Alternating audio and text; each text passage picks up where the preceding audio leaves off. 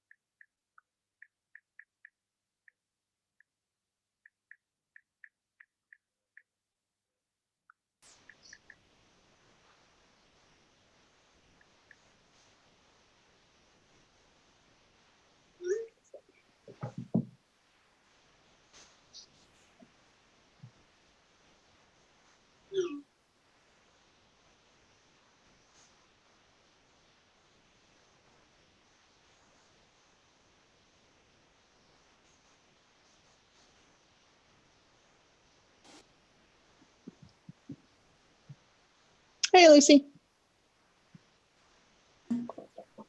We are back from our executive session. Let me ask if we want, do I need to make a motion first and then have Jason Hill make the presentation, or will Jason Hill make the presentation first? Jason should make his presentation first. Jason, if you're on, if you will start with your presentation, please. We can't hear you. Yes. Morning, everybody. Good morning.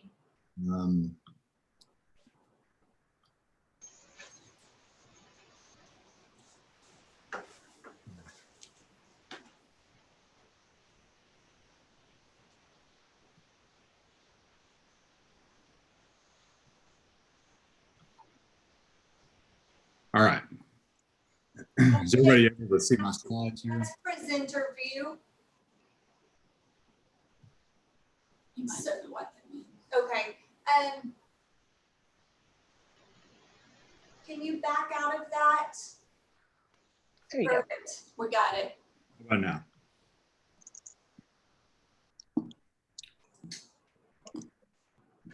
Are we, everybody can see the full screen now?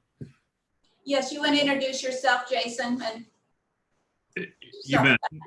Thanks, Mayor. I'm Jason Hill. I'm an attorney that has worked with the city of San Angelo for many years on water rights and water supply related issues. And particularly I've been working with the city of San Angelo, the city of Midland, and the city of Abilene, and what we've called informally the West Texas Water Partnership. And if you'll recall, the partnership really has been working in unison for at least 10 years. And the goal of the partnership among the three cities was to find a regional source of supply that was met certain reliability and quality characteristics. We saw a lot of different options over the years. We considered many different projects that were presented to the cities. And ultimately and finally, we found a water supply that we think meets all of the requirements of each of the three cities. And that deal has manifested in the form of a contract that I want to be able to walk the council through today. But I have served as the attorney for the three cities, along with Scott Hibbs, EHT in Abilene, to do the consulting work. And we think that we've got an agreement here that could be very beneficial for all three cities. Let me first describe the structure of the agreement. The contract is not a lease. It's not a purchase of groundwater rights. It is a groundwater supply agreement where we are actually buying water from the seller. In this case, the seller is Fort Stockton Holdings, which is they own significant water rights in the Fort Stockton area, far west Texas. So one component of the contract is for the groundwater purchase agreement. Another form of the contract is for the development of the well field that will be required to produce the groundwater, get it to the surface, and get it to each of the three cities' service areas. And there's another component to the contract that is a permit licensing authorization. The water that gets produced, and we'll go through this in a little bit of detail here in just a second, but the water that's produced is subject to a groundwater production permit that authorizes Fort Stockton Holdings to produce groundwater transported outside of a groundwater conservation district and use it for municipal water supply purposes. And in the contract, we're authorized to essentially step into the shoes of Fort Stockton and operate under the terms of their authorization. But first, let me talk about what the volumes and the characteristics of the water that's involved here. The entire contractual agreement that the three cities will be able to take part in provides for the sale of 28,400 acre feet of water each year. Each of the three cities have different needs. And so the understanding between the three cities, I think Teresa will probably talk about this in a little bit more detail, maybe here in a few minutes, about the agreement between the three cities on how to manage this contract. But the distribution of water should follow 15,000 acre feet for Midland, 8,400 acre feet for Abilene, and the remainder 5,000 acre feet for San Angelo. Those are annual water supplies. And that groundwater comes out of the Edwards Trinity Aquifer. The Edwards Trinity it's a large formation. It covers a large part of the state. But in that particular portion of the state, the far west Texas area, and particularly the Fort Stockton area, the Edwards Trinity it's known to be a fairly prolific source of supply that does have annual recharge. And so it does provide a source of good quality water on a reliable and firm basis. I just mentioned a second ago, those volumes would be split between the three cities through an interlocal agreement. And I think that's what Teresa may be discussing here in just a few minutes. The resource is regulated by a groundwater conservation district, which is what leads to the creation and the requirement of that production permit I just talked about just a second ago.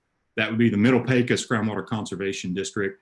And and the permit authorizes the production of groundwater and the transport of it outside of the boundaries of the district, which obviously is an important component of the agreement.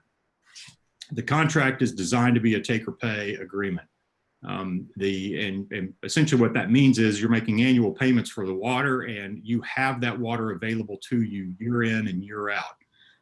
And so it creates an exclusive right, exclusive ability to produce that groundwater on an annual basis.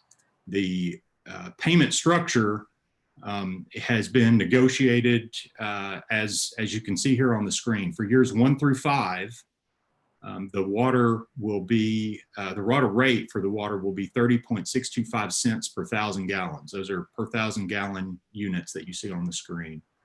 For years 6 through 10, the rate is 34.25 cents per 1,000. And then from year 11 through the end of the contract, the rate is 55 cents per 1,000. And I've got to call your attention out to that 0.5% adjustment. That 0.5% adjustment will apply after the 55 cents per 1,000 rate is triggered, and it applies to the rate in the previous year. It's not tied to a CPI adjustment. It's not tied to any other indices. It is a flat 0.5% adjustment over the life of the contract, which I'll tell you is a just tremendous value for the 3 cities, and it provides a lot of protection on predictability on rates in the future. So years 11 through the end is 55 cents per 1,000. The contract is a 50-year term with the opportunity for 2 additional extensions of 20 years each. And those extensions will rest exclusively in the discretion of the cities. So there won't be a new negotiation required in order to extend the life of the contract. That decision rests fully, and the control rests fully in the city's laps. So if you're doing the math and you exercise both extensions throughout the life of the contract, when the triggers are up and ready to be decided on, it's a contract that will extend to the year 2110, which is a difficult year to articulate. But with the 50-year term, at least the 50-year term alone, the city's getting a long-term source of water supply with predictable rates, and it gives the cities the opportunity to recoup their investment in what will be the development of the well field and the operation and maintenance efforts to get the water into the city's systems. So now we come to the well field development part of the contract. You're purchasing water, but it was important to the cities to not rely on a third-party entity to develop and operate a well field that we are required to deal with and be able to get our water. So the contract allows the cities to develop and operate their own well field to produce this groundwater, and which is a very, very important, I think, very powerful component of the agreement. The cities control the development of the system, the design and development of the wellfield system. So think of the way the Hickory wellfield has been designed and laid out. The cities get the ability to develop a system out here that will maximize the efficiency of the wellfield. The wellfield development part of the agreement gives the cities access to the surface. So we have the ability to obtain the easements that are required to drill the wells and install the infrastructure. And it contains a component of design coordination where we get to work with Fort Stockton Holdings to make sure that we've got a wellfield design that takes advantage of the best points of availability in the contract area and on the surface acreage, and still allows us to coordinate with Fort Stockton to make sure that they still have the opportunity to make use of the surface as well. The third part of the contract, as I mentioned, is the permit licensing component. The permit that Fort Stockton has obtained for Middle Pecos Groundwater Conservation District authorizes not just the production of groundwater, but also the transport of that water outside the district.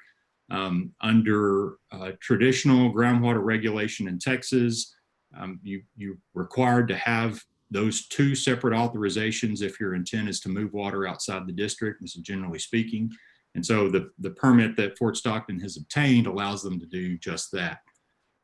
The contract would allow us to coordinate together with Fort Stockton on any modifications that might be necessary in the future, modifications to the permit that would accommodate maybe changes in design or additional wells that are required.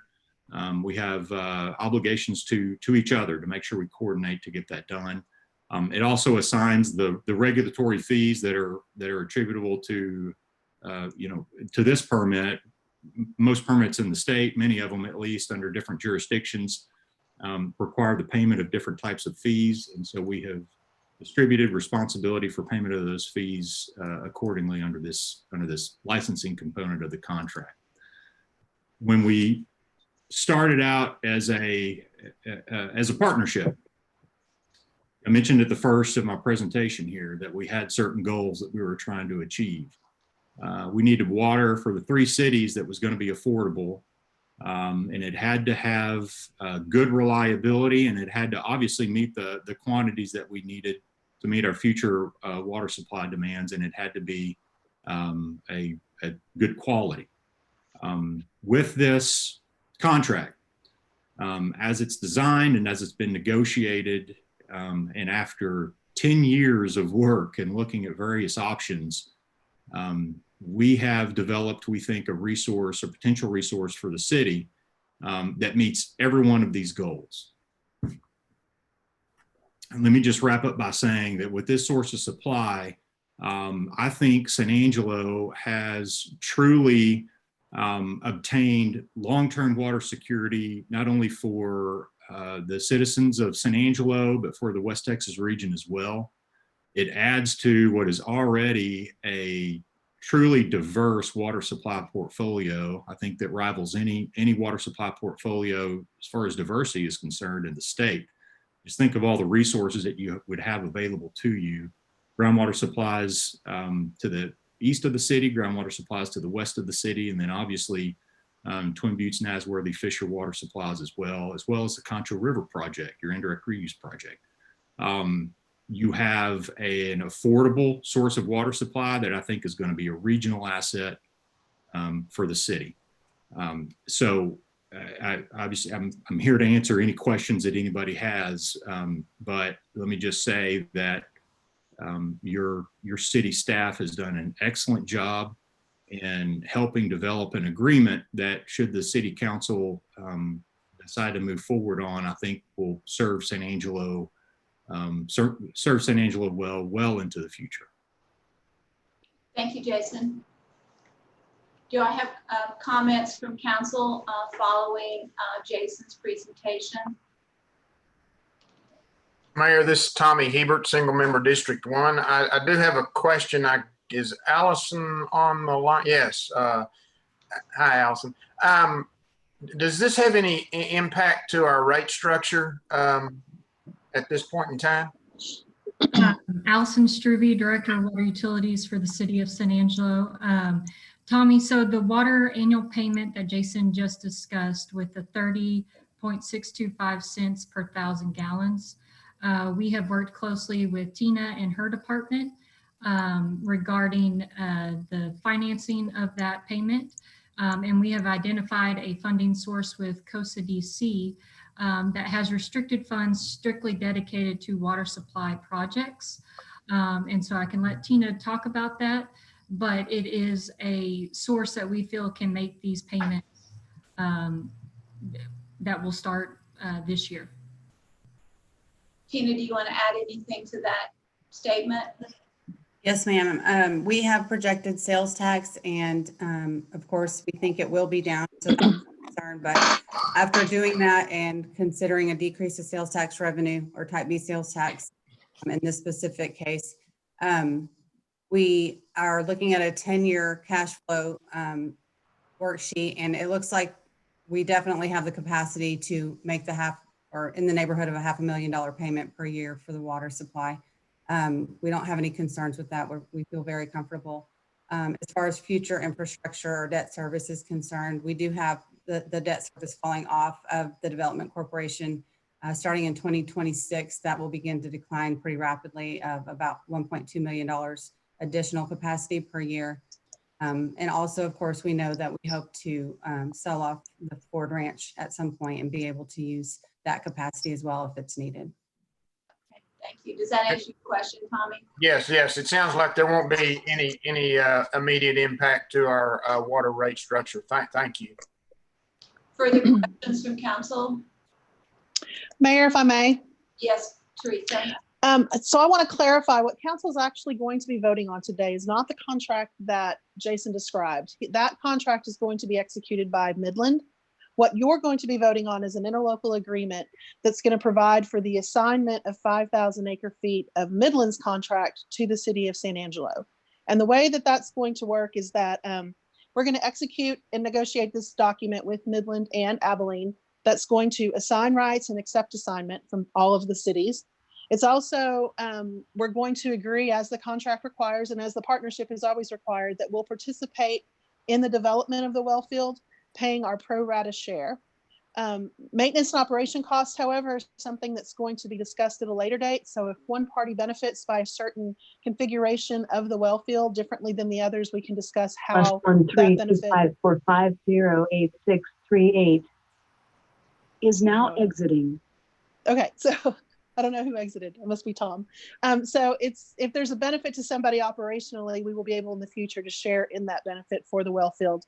There's also going to be, this interlocal is also going to be assignable. So we'll retain the right to assign our portion of the water to somebody else if in the future we decide we don't want to have this contract anymore. But there's a right of first refusal amongst the other cities. So for instance, if Abilene decides they don't want to keep their share of the water and we're interested in purchasing more of the share of the water, we would have the ability to do that before they can sell it to anybody else. And the same with our share. If we decide to sell, they would have a right to purchase our portion of that water before somebody else does. And then there's going to be several liability that's built into the interlocal as well as into the contract with Midland itself when it deals with assignment. And what that means is that if there's any liability or responsibility that the other two parties fail to manage under their assignment of the water or the portion of the water they retain, we won't be responsible or liable for any of those responsibilities. Essentially, what we're doing through this interlocal is we're taking the big contract that Midland's executing and we're breaking it into 3 little identical contracts that each one of us holds. Okay. So. All right, with that, then I am going to make a motion to authorize the city manager to negotiate and execute an interlocal agreement with Abilene and Midland that provides for the assignment of water under Midland's untreated groundwater supply contract with Fort Stockton Holdings and authorization to execute all related documents. Do I Mayor, have? I'll second. Tommy Mhm. Hebert, single member District 1. I'll second your motion. Thank you, Tommy. With no public comment, we will take a vote. All in favor, say aye. Aye. We have passed this motion 7-0. Tom Thompson is on the phone, and if you could not hear him, he said aye. So it is a 7-0 approval. So question, Mayor, before we get off, this is Harry Thomas, single member District 3. Do we need to do this individually? I asked Teresa or Julia on this. Well, they didn't ask us to do it before we took the vote, so my assumption is no, but otherwise they would have asked us to do it before we did that. Very good. vote. We don't need a roll call vote. Mayor, may I Yes, make a comment? I don't think we can leave this meeting without stating that what a effort this was on the behalf of Jason and Scott Hibbs, who is the engineer who also participated on this. I mean, this has been in the process for 10 years. That's multiple different versions of councils for all 3 cities. And to be able to keep a project going through that kind of change and, just working 3 cities in West Texas who are very independent and want to do things their own way, being able to keep this train on the track for that period of time, I think is quite a remarkable thing. I've worked with Jason both in Abilene and in San Angelo on this project, and he's been a steady source of, guidance and judgment for us. And thank you, Jason, for helping us keep this train going. I would agree with you on that, Teresa. So thank you for those comments. And I also want to say thank you to each of the council members who have asked multiple questions, challenged it, commented on it.